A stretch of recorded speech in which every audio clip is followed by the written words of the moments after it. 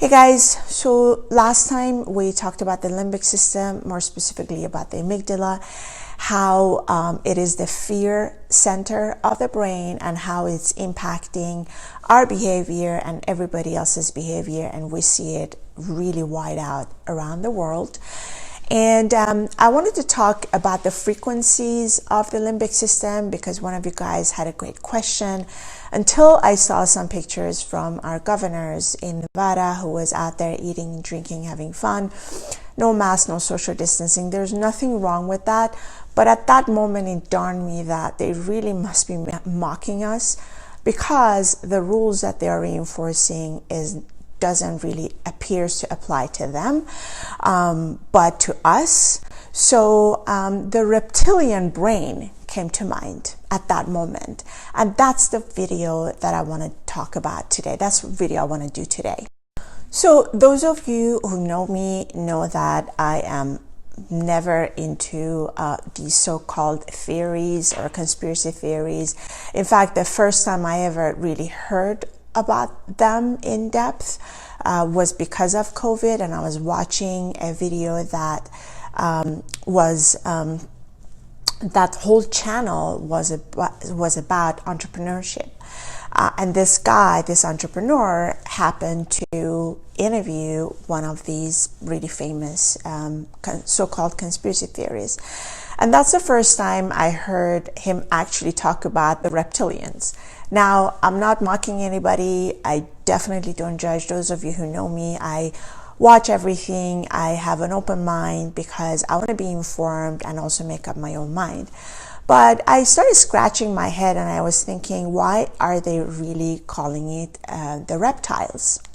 And then it dawned me that maybe the name of this whole thing that when they're talking about the reptiles comes from the reptilian brain. So within the field of neuroscience and cognitive psychology, the scientists have called one part of the brain, which is the brain stem, the reptilian brain. And the main reason they call it is because they are suggesting that this is really this fight or flight instincts that we have that is focused there. And as a result, we behave like reptiles. And so they called it reptilian brain. And then the other part of the brain, they call it the limbic system, they call it the emotional brain. And then the rest of it, they call it like the logical brain, the cortex of the brain. Now, I don't know if they talk about these theories based on, cognitive psychology and neuroscience. And to be honest, that's not even relevant. I do want to talk about the gist and the knowledge behind it because it really makes sense. The reptilian brain, which is the brain stem, it's extremely close to the amygdala. And amygdala, if you guys remember last time we talked about it, it is a little piece of meat right in the center of your brain, and they call it the center of fear. A lot of our emotions are being impacted and influenced by the amygdala and also the frequencies that it emanates. And we also talked about how governments know it and exploit it because if they can make you fearful, they can pretty much make you do anything. And the reptilian brain is the brain stem right by the amygdala. And if you read more about it yourself, you will notice that a lot of these additional neurotransmitters and hormones are being produced there as well. But as you already know, because I keep talking about it, is not only the physical brain, it's actually the electrical signals that they also send as well, which then creates all these brain activities, EMFs and all that. And so it is a fire of electrical energies within the brain, but also outside of the brain. So it becomes a collaboration between your physical brain and also your frequency brain. And that is when things become really dangerous. Now, in neuroscience and cognitive psychology, when we talk about the reptilian brain, that's exactly what we're talking about. It is this instant instinct where we're like, I have to survive this, and no matter what, I'm gonna do whatever it takes to survive. And we know it if you've ever been attacked, if you've ever been raped, if you've ever been molested, you know what I'm talking about, or if you've been violated in any form or shape, you know what I'm talking about, because it is that part of you that really has this urge to survive no matter what. And we all behave in different ways, but the instinct, nonetheless, is the same. Okay, this part is going to be a little bit hard for me to talk about, but I need to say it anyways. If you've ever been violated in your life, more specifically physically, whether it's a molestation or rape or somebody attacks you, if you happen to look into the eyes of the person who's doing the violation, there is a moment that you will notice that when you look into their eyes, there is no life. It's just a moment of power, and your perception of really not being relevant, really not having much to say or much to do, and that person is violating you, and there is no life in their eyes at that moment. And that is the moment that you are looking straight into the reptilian soul, because that is the part of their brain that they're using where there is no empathy involved, there is no logic involved, there is no critical thinking, there is no sympathy, there is nothing. And so that at a proof level will show you how the reptilian brain works. And it is up to every person to, when in that state, make the call whether they want to keep being in that state or not. But all of us have it. Most of us don't act on it, but those who do, they are really, really using only the neurotransmitters and hormones and the frequencies from that center, really stem. It's the brain stem of the physical brain that also emanates a lot of frequencies. And I'll talk about the frequencies at another video because I don't want to have these videos very long.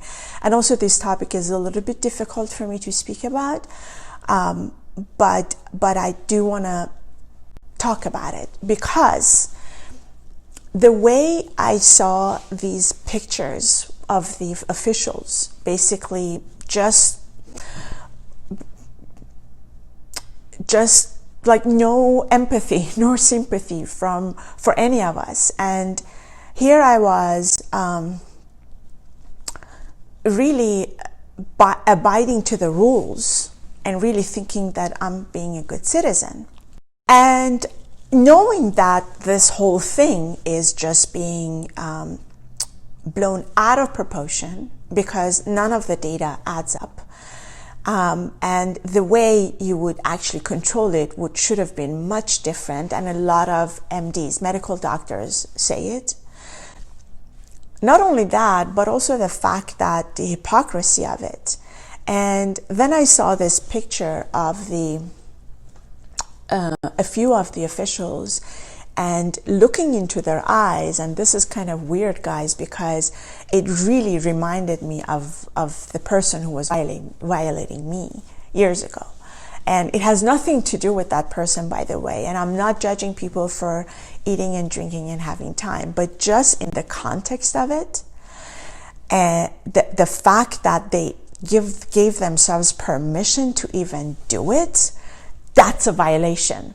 It's a huge violation towards me as a citizen who pays taxes, who's following the rules and everything, and who's really using the part of their brain who's logical, critical thinker, and, you know, not very stupid, to be honest. I don't think any of us are stupid, but these people act like we're freaking stupid. They're really mocking us and having pictures of their mansions while the rest of the world is basically tearing themselves apart. A lot of people don't have money. And so what I'm trying to say is that these people would talk about reptiles taking over the world. If you think of it from the neuroscience and cognitive psychology point of view, maybe they're talking about the reptilian brain. And if they are talking about the reptilian brain and they just call it the reptiles, then it would make sense to me, because, you know, I do this. This is like what I do, and I, you know, study and all that. So for me, then that would make sense. And connecting that with the way in which people are violating each other and giving themselves permission to violate each other, that's also another level of it. And that all ties back in to the part of the brain that is the core, and it is actually the first part of the brain that is being created, which is the brainstem connecting directly to amygdala. And we already talked about how the amygdala potentially works. All at an eagle eye view, because I don't want these videos to be very long. But lastly, I do want to tie that back in to the way these non-empathetical, if that's a word, eyes that we see within the officials, and I'm beginning to see it more and more when I watch their videos, when I even hear them hold conferences and talk, and they really shut down, in my opinion, because there's no way that you can watch the world burn itself down to pieces and being able to hold that face. And there is just a big cut, the way I see it, between their reptilian brain and their logical brain. And that is what I fear right now is being controlling our lives. These people are making decisions. These people are passing laws. They are holding meetings behind closed doors on God knows what about us. And it worries me that they have disconnected their empathetical brain with their reptilian brain.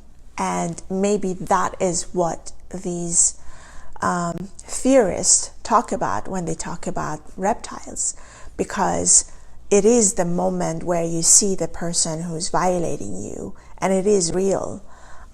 If you've been through it, you know what I mean.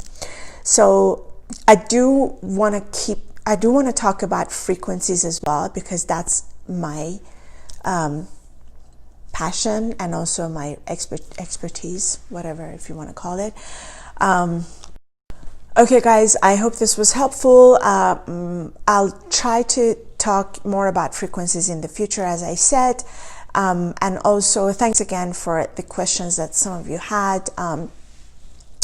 Sometimes it gives me direction as to what more to make, but also I'll keep talking about these things because I can see that some of you are interested. Have a great weekend. Take care of yourself, and I'll see you guys next time. Bye.